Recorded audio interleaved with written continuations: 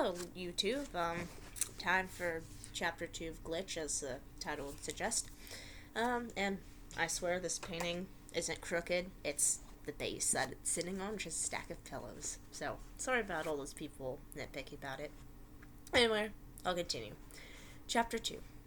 I was fully linked the next morning as I walked down the corridors of my housing unit grid. My wrist lifted and waved in front of the sensor to open the front gate. After a blip of recognition, the door slid sideways into the wall with a slight hiss as the sealed air was released.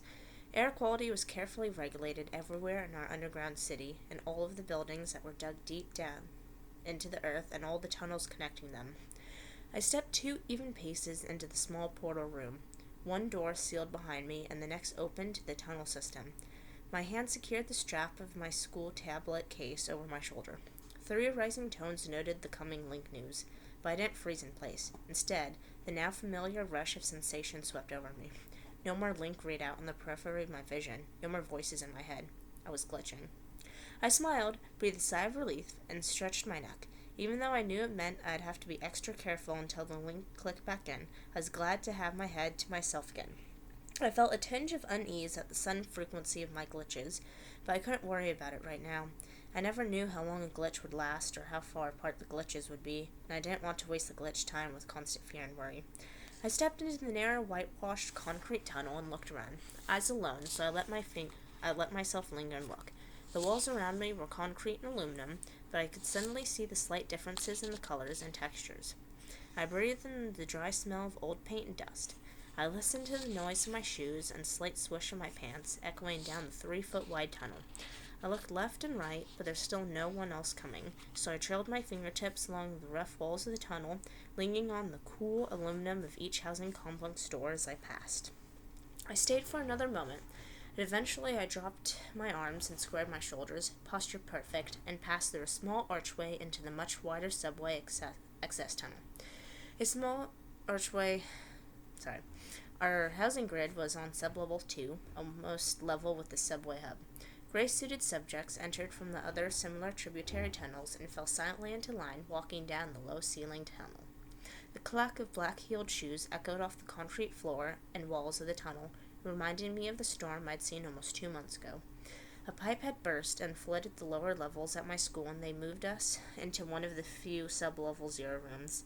We were at the top level, just below the surface in a room with low ceilings. Sheets of toxic rain crashed against the building. The surface had only been an abstract idea before, but suddenly it felt far too real. Then came the thunder. It was my first experience of terror. It was so much worse than fear. I backed away from the sound and massaged my seizing chest.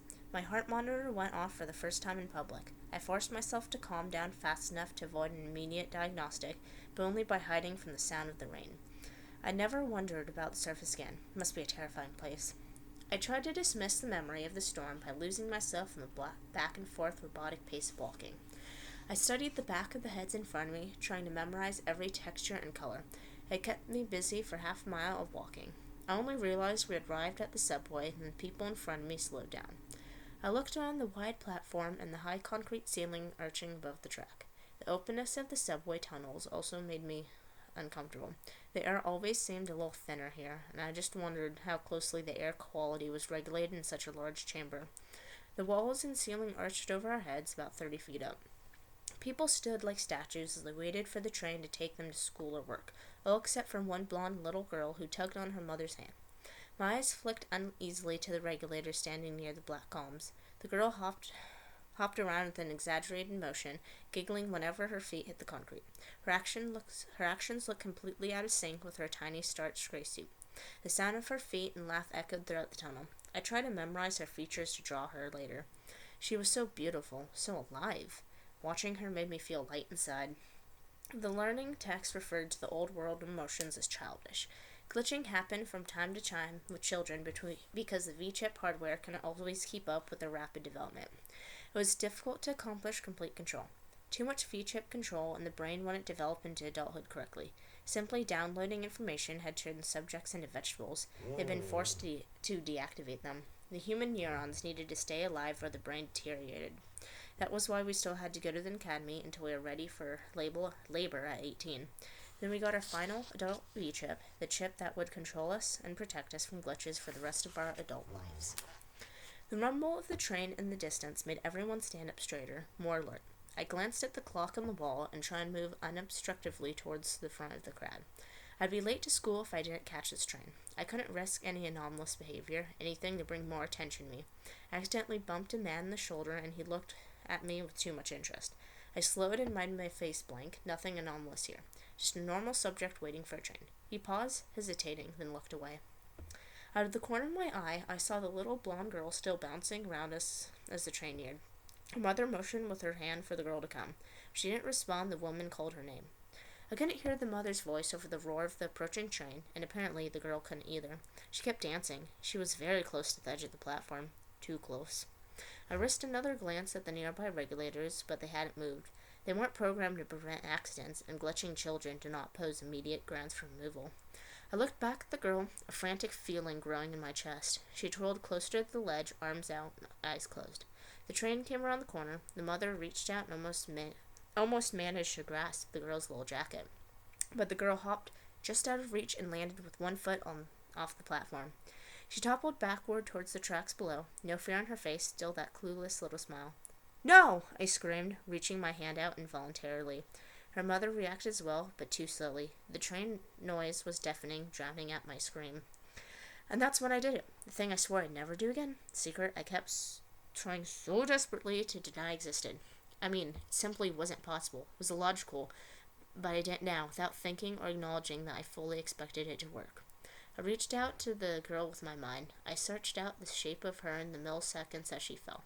I felt the unique, high-pitched ringing sound in my ears and concentrated on the lines and planes of her face, the geometrical cut of her suit, tiny curves of her feet. I surrounded every part of her with the invisible force of my will, and then I yanked. The girl's momentum changed in mid-fall, and she vaulted back onto the platform a mere second before the train flew past, brakes screeching as it slowed. Her mother caught her and calmly smoothed down the wrinkles of the girl's coat as if nothing just happened. Relief poured over me. I did it. I saved her. She was safe. There were eyes on me now. Several subjects were looking directly at me, and as the train came to a complete stop, the loud beeping of my heart monitor rang out in silence. I looked down at the ground, trying to still the fear tearing through me. I shuffled into line as if nothing was wrong, as if my heartbeat wasn't still beating with an inordinately loud noise over the quiet subject's orderly movements to board the train.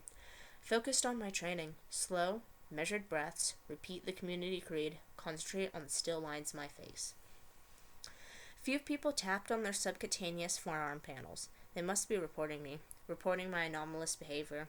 Screaming had surely been a look of panic on my face as I reached uselessly for the girl. I looked around me, searching for any regulators heading my way. Then I saw one. In the crowd of moving gray bodies, he was standing perfectly still, eyes locked on me. He was watching me with a look that wasn't completely uninterested. He started to move in my direction. There was nowhere to run, but I couldn't help trying. I hurriedly stepped onto the train and moved as far away from the door as I could without attracting more attention. I tried to glance back at the regulator, but the flood of people entering the train, I couldn't find him again. I worked to appear calm and disinterested, blending in with the crowd. The regulator had no reason to capture me. My heart monitor beeped only briefly, and no one would make the connection between my yelling and the girl flying back up on the platform. Surely they won't. I barely believed it myself. Logically, it was impossible. That's why I denied it, even though it had happened a few times now, like my hairbrush that flew across the room into my hand when I merely thought about it, a glass cup falling off the kitchen table that I'd unconsciously caught from my mind before it shattered on the floor, the shopping cart at the market.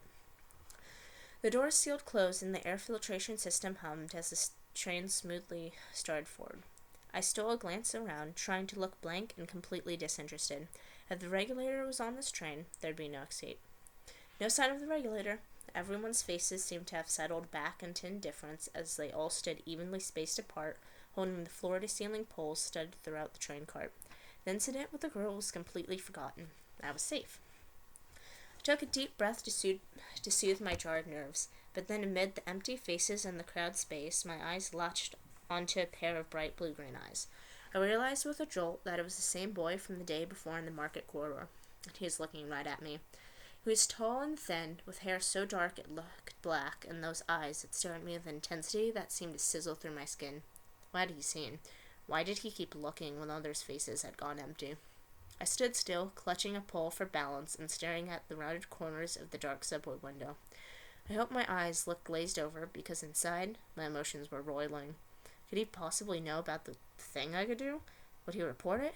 What would happen if he did? Would they deactivate me so they could dissect my brain to understand how it worked? Or simply deactivate me and dispose of my defective hardware?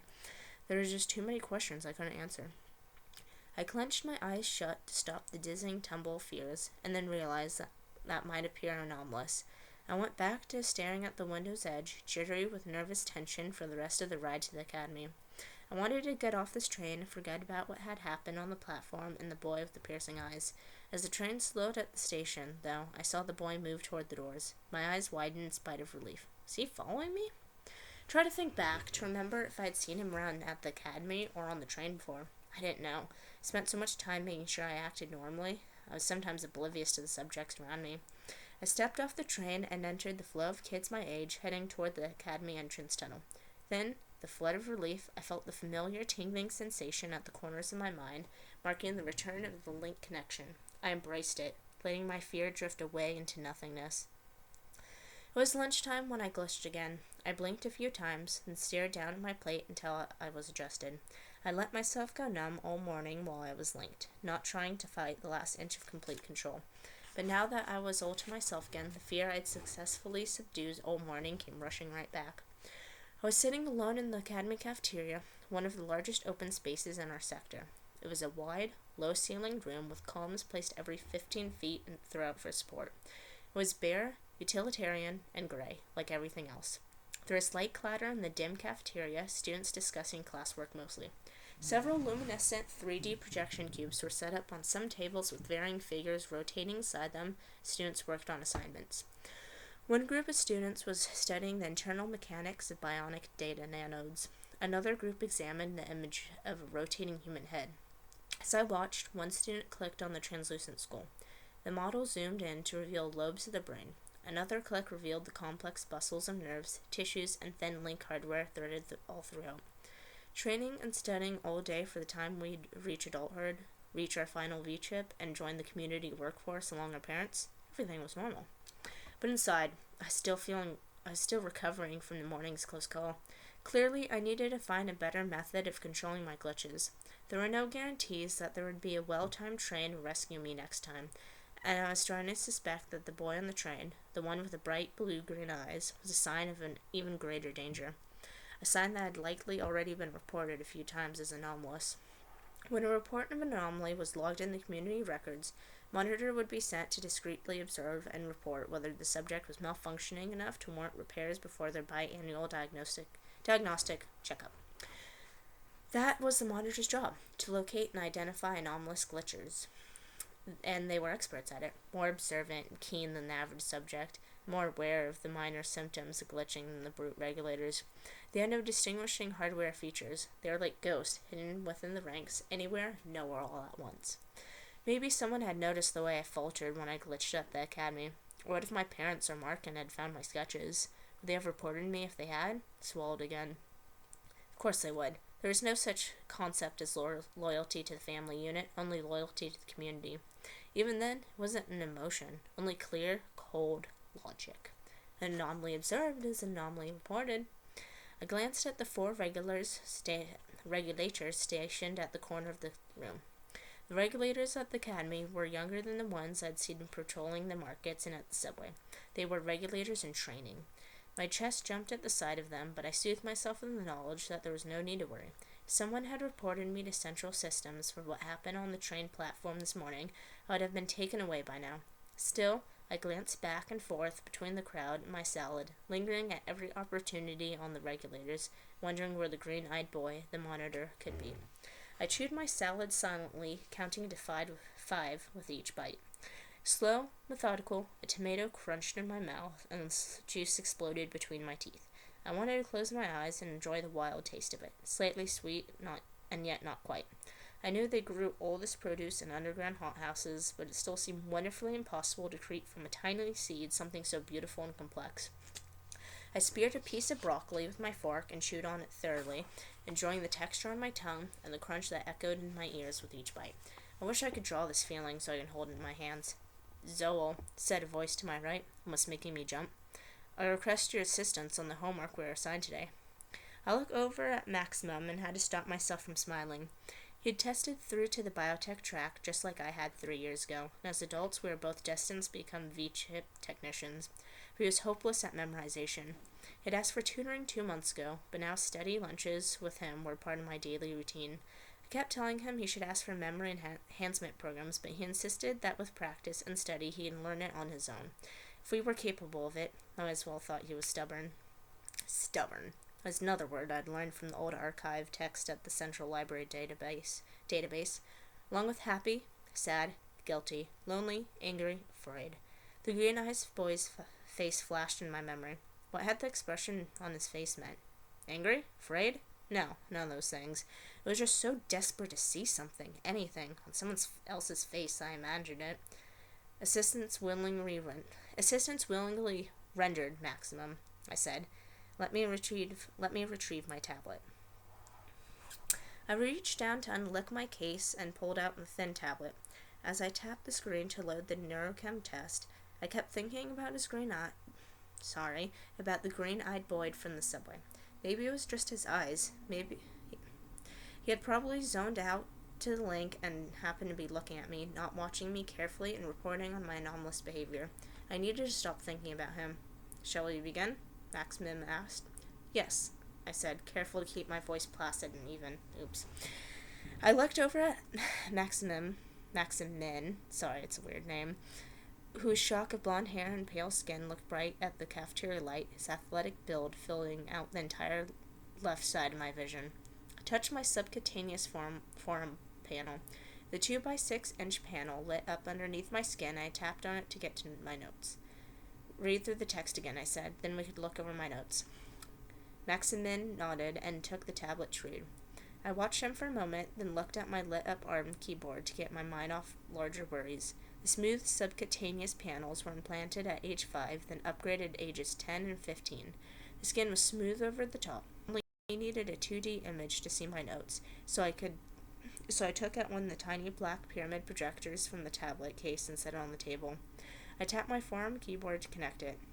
An 8x12 screen appeared flat on the table, and with another click my meticulous notes filled the illuminated space. Maximin put down the tablet, then leaned over to look at my project notes. I could sync my notes to your tablet if you want, he said. No, I just need to observe them for a moment. He compared the diagrams I had drawn with ones in the tablet next. The auxiliary nerve tension between synapse quadrants 1 and 2. Can you sketch in my notes? He held out the forum panel to me. Where's your tablet? I asked. Always remember better when I see it drawn out piece by piece rather than looking at the finish hole. My projector is acting up too. You can just trace directly on the ARM panel. He switched it from the keyboard to draw mode.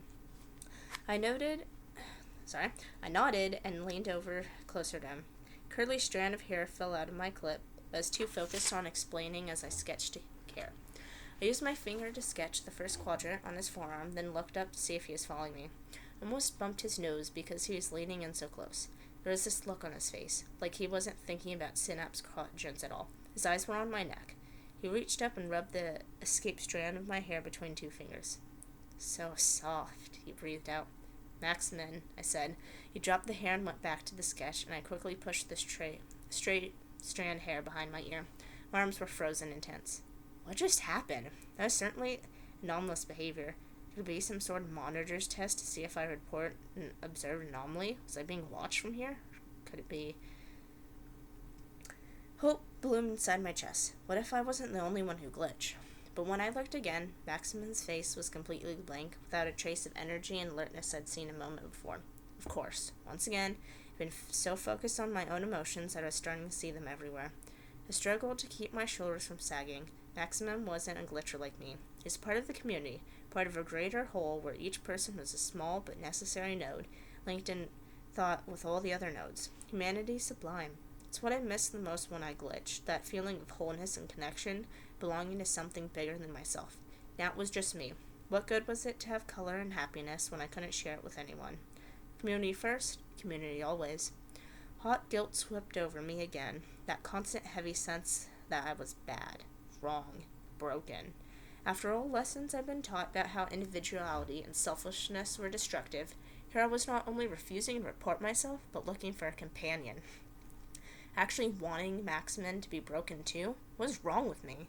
I was beginning to understand the dangers of the barbarian human traits that caused the destruction of the world. Lunch ended and Maximin's body dumped against my side as we walked down the dimly lit hallway to my last class of the day. I looked over at him curiously. The 4-foot wide hallway was crowded, as always, and true, it was a narrow fit, but not that narrow. His face was blank though. I stopped in front of my last class algorithm design.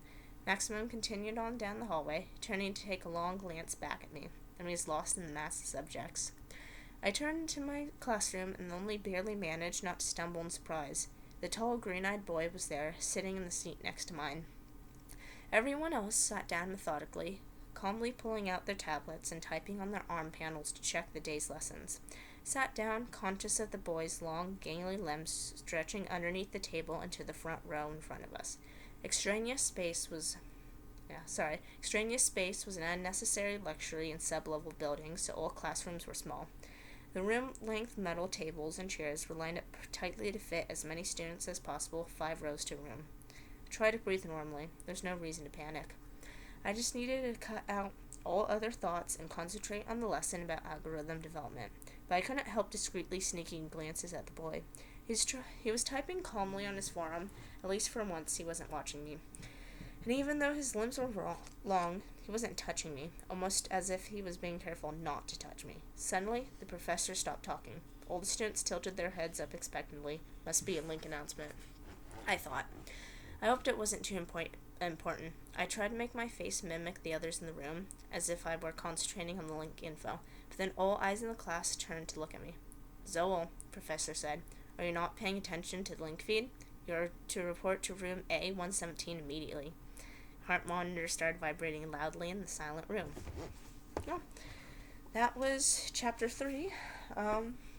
Sorry once again for all the stuttering, but hopefully once again I'll get better at that, and I'll see you for chapter 3 later. Bye.